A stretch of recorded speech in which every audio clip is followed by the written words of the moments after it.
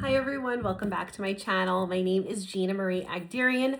I am the author of The Letters in the Old House and The Faceless Woman, both available on Amazon in paperback and Kindle. I will have a link to purchase both books in the description below. So today is another episode of Book Talk. If you're new here, this is a series where I talk about a book that I recently read, what I liked, what I didn't like, and ultimately help you determine if you might like to read this book. So today I am talking about You'll Be Sorry by Lisa Gardner. And I, of course, want to thank Grand Central Publishing for sending me an ARC of this book. Very greatly appreciated. Always love when they send me ARCs and they think of me when a book is coming out. So truly appreciate, of course, being sent this book. It will be published on August 4th of 2026. So depending on when you're watching this video, this may not be available, but it's late July right now, so it should be available. Well, it will be available soon. So I am giving this book a 3 out of 5. I'll talk about why and kind of what I liked and what I didn't necessarily like, but just giving a quick synopsis of the book. It is a thriller. I had really high hopes for this book because Riley Sager, who's one of my favorite authors right now, kind of gave it his seal of approval. I do love my thrillers, and it's about it. There's a lot going on in this book. It basically centers around this family that had a home in New Hampshire. It was a summer home. They stayed there for the summer, mom, dad, and 4 kids. And they disappear one day in the 90s, and nobody could figure out what happened to them. Did they die? Did they just kind of fall off the face of the earth? What happened? And so Raquel and Theo Collins in present day, they're a young, gorgeous couple from the Boston area, and they decide to buy the house and fix it up. And Amanda Grady, who is the daughter of the police chief, who was the police chief when the family had disappeared into thin air, she is now the police chief in her small New Hampshire town. So there is a discovery made shortly after Raquel and Theo purchase the house, and kind of all hell breaks loose, and a lot of things kind of start to shake loose, and we start to understand kind of what happened to the family.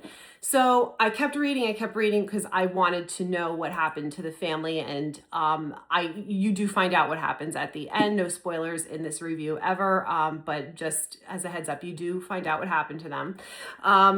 It was not something I had guessed, which I liked, because sometimes when I'm reading a thriller or a mystery of some sort, I kind of guess about halfway through, or I sort of have an idea of what happened.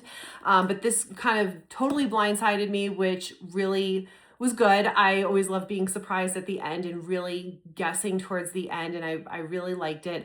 I think the premise was cool. I think that the premise of a family disappearing and then trying to figure out what happened to the family was a great premise of the book. What really made this book a tough read for me personally is that there is a lot going on. There are like 3 or 4 separate storylines going on in this book. A lot of unnecessary fluff, I felt, as well. But the storylines really, and I love a dual storyline. If you've watched my other videos, I do enjoy a dual storyline, or going, doing flashbacks, going back to the past, staying in the present. And this didn't work for me for that reason, because there were just so many storylines and it felt very chaotic, and I was having a hard time keeping track of what was going on. And again, there were a lot of erroneous details that I'm just like, they could have kind of cut this out and done without it. It's definitely worth picking up if you are looking for a mystery. If you like a more complicated mystery, this might be a better fit for you. Your mileage may vary, of course. This was just a little too complicated for me, which is why I'm giving it a 3 out of 5 and not rating it a bit higher. Also, very small detail, but it just kind of bothered me. Theo Collins, who is the husband of the couple who had purchased the house, in present day and fixing it up, is painted as this absolutely perfect guy. And there was just something about it that drove me nuts. That he was so perfect. He was good looking. He was rich.